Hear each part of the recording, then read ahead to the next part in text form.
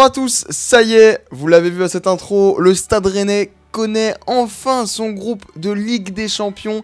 Il est donc dans le groupe E avec Séville, Chelsea et le FK Krasnodar. Cette vidéo, je vais la diviser en 3 actes. D'abord, je vais vous présenter un peu leur adversaire, forcément, dans ce groupe. Ensuite, je vais réagir à vos réactions. En gros, je vous ai demandé sur mon Instagram votre avis sur ce tirage. Et enfin, je finirai par vous donner mon avis sur ce premier groupe de l'histoire du Stade Rennais en Ligue des Champions.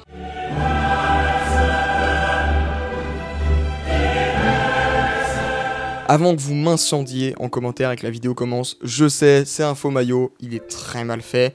Je regrette de l'avoir acheté.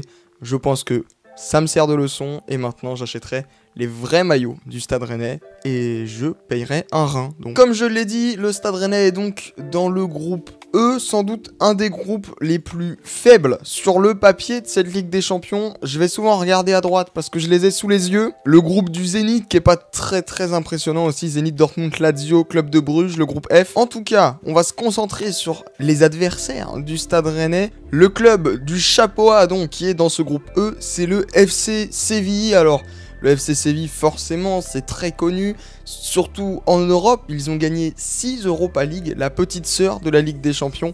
En Ligue des Champions, on va dire que c'est un peu plus compliqué.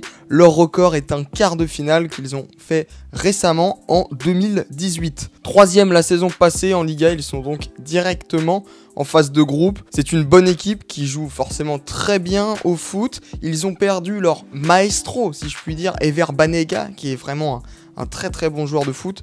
Mais il y a quand même sur le terrain Rakitic, l'ancien Barcelonais, le capitaine emblématique Jesus Navas, l'attaquant marocain El Nesri ou encore Suso, la toute nouvelle recrue pour cette année, l'ancien joueur milanais. Et on va aussi retrouver un joueur formé au club, Joris Gnagnon. Au niveau de la forme du moment, ils ont pour l'instant joué un match qu'ils ont gagné face à Cadiz, les promus en Liga, et ils sont en ce moment même en train de jouer. On est à la 60e contre Levante et ça fait 0-0. Ensuite, on va partir un peu du côté déplacement. Forcément, Séville, ça va rappeler les plus belles heures de la saison 2018-2019 pour le Stade Rennais. Benjamin Hydrac, Vincent Simoneau ou encore Escudé espéraient ce tirage pour retourner dans la capitale de l'Andalousie, pour ressentir les émotions qu'on avait eues quand le Stade Rennais avait affronté le Betis Séville en Europa League. Voilà donc pour Séville. Ensuite, le club issu du chapeau B, c'est Chelsea. Alors là, forcément, on est sur un club qui a une plus grosse histoire et une plus grosse histoire avec la Ligue des Champions. Ils l'ont remporté en 2012. La saison passée, ils l'ont joué aussi. Ils avaient fini deuxième de leur groupe. Ils étaient notamment dans le groupe de Lille. Mais après, ils s'étaient fait écraser en 8e de finale par un Bayern Munich en mission cette année-là. 7-1 sur l'ensemble des 2 matchs. Des Blues qui rentrent dans une nouvelle phase ces derniers temps, entraînés par Frank Lampard. Ils ont eu un recrutement particulièrement agité avec l'arrivée de 2 Allemands, Werner et Kai Havertz. On peut aussi penser à Ziyech qui est arrivé de l'Ajax ou encore Thiago Silva qui est arrivé libre. Forcément, en parlant de recrues, on va retrouver notre cher et tendre Edouard Mendy en espérant qu'il n'arrête pas trop les frappes de Rafinha ou Guirassy. Mais j'espère pour lui qu'il sera titulaire cette saison. On va aussi retrouver un ancien de la maison rouge et noire, Timwe Bakayoko. Le milieu défensif est aussi du côté de Chelsea. Eux aussi ont repris le championnat et pour l'instant c'est une victoire, un nul et une défaite face à Liverpool. A noter qu'ils ont été aussi éliminés de Carabao Cup, la coupe de la Ligue anglaise, et que ça fait une compétition de moins à jouer pour les Blues. En tout cas, c'est quand même, je trouve, un beau tirage au niveau de l'histoire du club. Voir le Stade Rennais se déplacer à Stamford Bridge, ça me fait quelque chose et ça me fait vraiment plaisir parce qu'en plus c'est une équipe que j'apprécie, Chelsea. Et on va terminer ce groupe E par l'équipe qui est sortie du chapeau C, c'est donc le FK Krasnodar. Alors, très peu de gens connaissent ce club russe pour la simple et bonne raison qu'il a été créé en 2008 par le milliardaire Sergei Galitsky, pardon. C'est leur première participation à la Ligue des Champions, comme le Stade Rennais. 3e l'année dernière en championnat, ils ont dû passer par un tour de qualification et ils ont battu le PAOK Saloniki, club grec, et vont donc jouer pour la première fois la coupe aux grandes oreilles. Ils n'étaient pas loin de la jouer la saison dernière où ils avaient battu Porto à l'avant-dernier tour de qualification, et finalement, ils avaient perdu face à l'Olympiakos aux portes des poules. On ne sait pas trop comment ils jouent, je vais quand même essayer de regarder quelques matchs d'ici les premières confrontations avec eux. C'est quand même 5 saisons en Europa League d'affilée, ils avaient atteint les 8e en 2017 et en 2019. Une des particularités de ce club, c'est aussi leur stade, un stade exceptionnel de 33 000 places avec un écran géant qui fait tout le tour des tribunes. Je vous mets des images, normalement vous êtes en train de le voir. Ce stade est vraiment magnifique et de stade à stade, il est situé à 3700 km du Roazhon Park. C'est donc le plus gros déplacement, environ 44 heures en voiture pour rallier cette ville qui est au sud de la Russie. Juste avant que je passe à vos avis sur Instagram,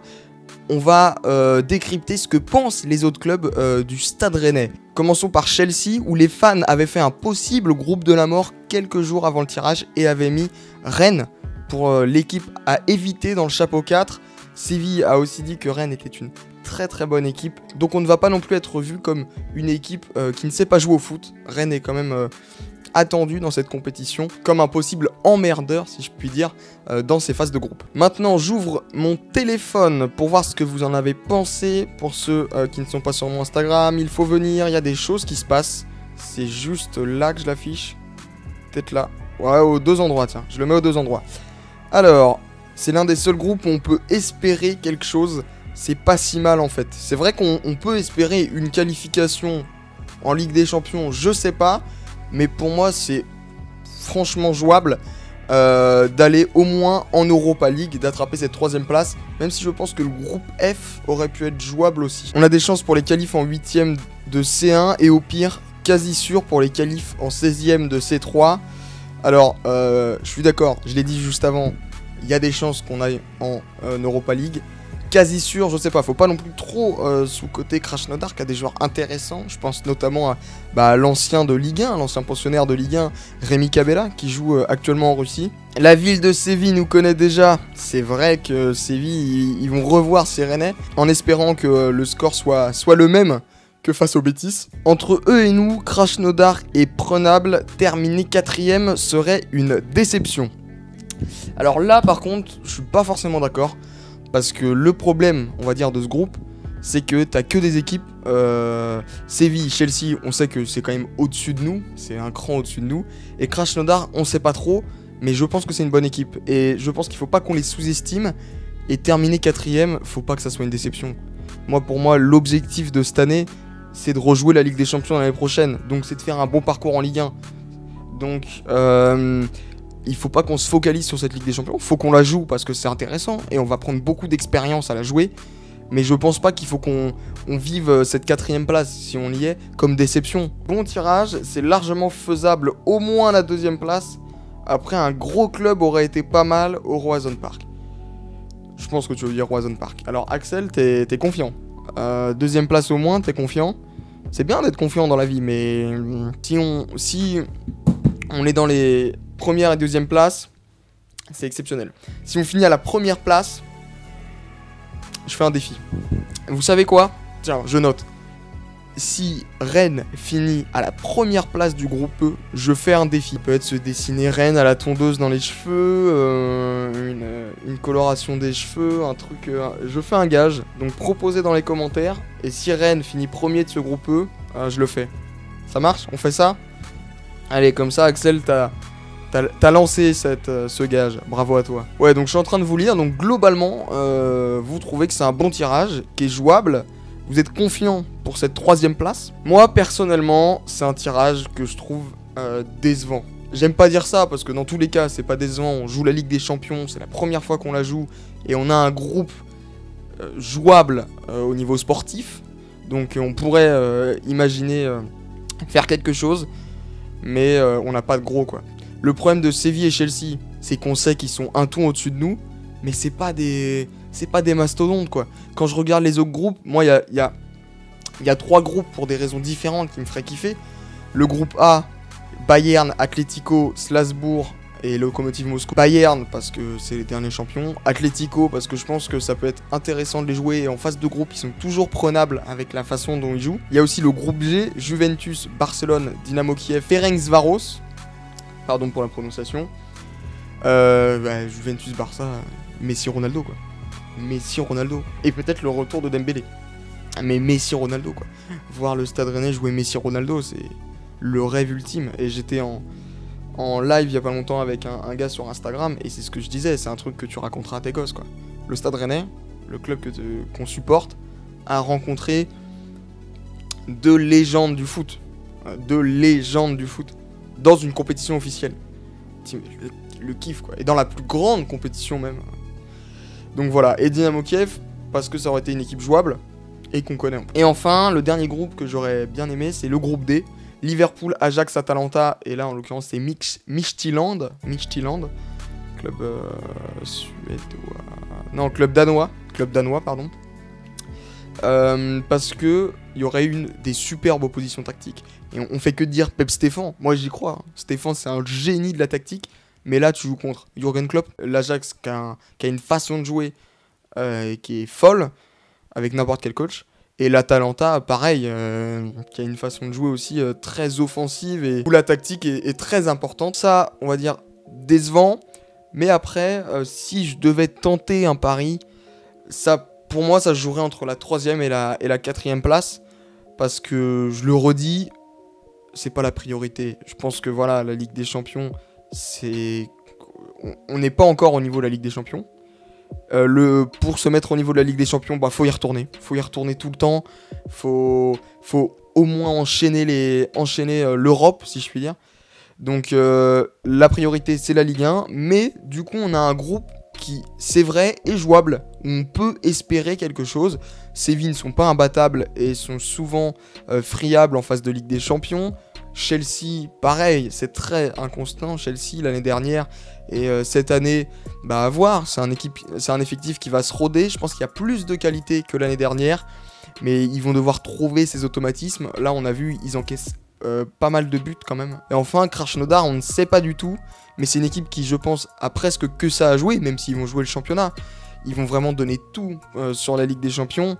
On avait vu que le Zénith, l'année dernière, face à Lyon, s'était vraiment battu avec eux pour cette seconde place en Ligue des Champions. Et finalement, c'était Lyon qui l'avait obtenu, mais le Zénith était bien battu. Si je devais mettre un classement, je mettrais Chelsea, Séville, Rennes, Krasnodar quand même pour être